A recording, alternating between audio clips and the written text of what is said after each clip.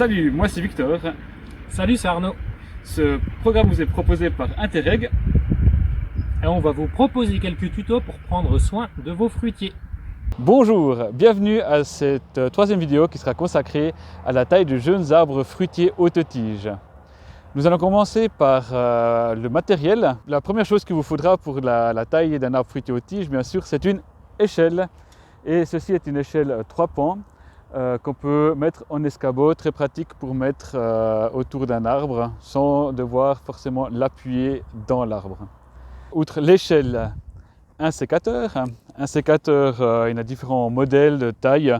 Moi, celui que je préfère, c'est les sécateurs produits en Suisse avec le fameux manche rouge, ainsi que le fureau, parce que le fureau, c'est pratique quand on est dans l'arbre, parce qu'on peut se l'attacher sur sa ceinture. Donc, c'est ce que je vais faire. Il vous faudra également une scie.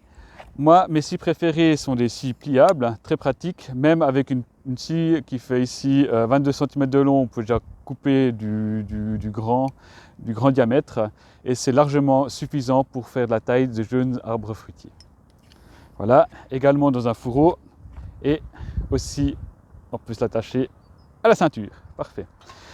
Pour des arbres déjà un peu plus grands, voilà, j'ai aussi un sécateur électrique, mais ça je le déconseille vivement quand on fait de la taille de jeunes arbres fruitiers haute tige parce qu'on a tendance à couper assez fortement et c'est beaucoup moins précis qu'un sécateur. Donc je vais le laisser de côté. J'utiliserai plutôt ce type de sécateur sur des grands arbres ou des cultures fruitières où il faut beaucoup couper, enlever pas mal de gourmands et autres. Donc je vais laisser ça de côté quand je fais la taille de jeunes arbres.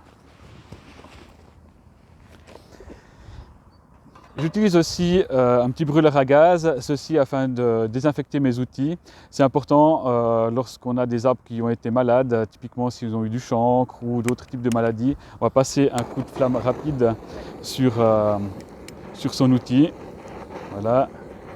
Et c'est un des meilleurs moyens, les plus efficaces pour désinfecter vos outils.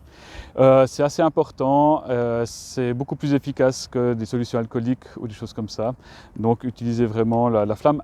Vous passez un coup de flamme assez léger histoire de chauffer fortement le métal, mais pas trop non plus parce que vous avez le risque de détruire les qualités du métal.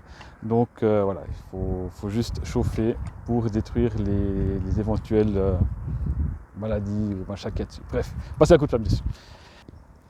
Outre ce petit matériel, quand on fait de la taille, on peut utiliser les scies à perche. Donc ça ressemble à des armes de ninja.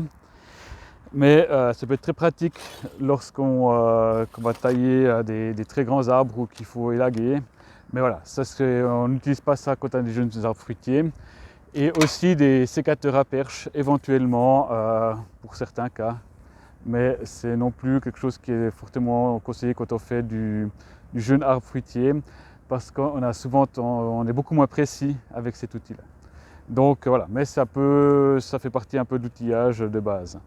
Et bien sûr, moi ce que j'aime bien utiliser, c'est aussi des gants, histoire de se préserver les mains et de toujours avoir les mains douces après une journée de travail. Si vous voulez me voir m'agiter au pied de l'arbre pour vous expliquer toutes les parties de celui-ci, je vous donne rendez-vous dans notre prochain petit tuto, soit la taille des jeunes arbres fruitiers haute tige, partie 2. D'ici là, aiguisez vos sécateurs et comme dirait cette équipe d'Interreg, N'oubliez pas de liker Et de vous abonner à notre chaîne. À bientôt pour un prochain tuto.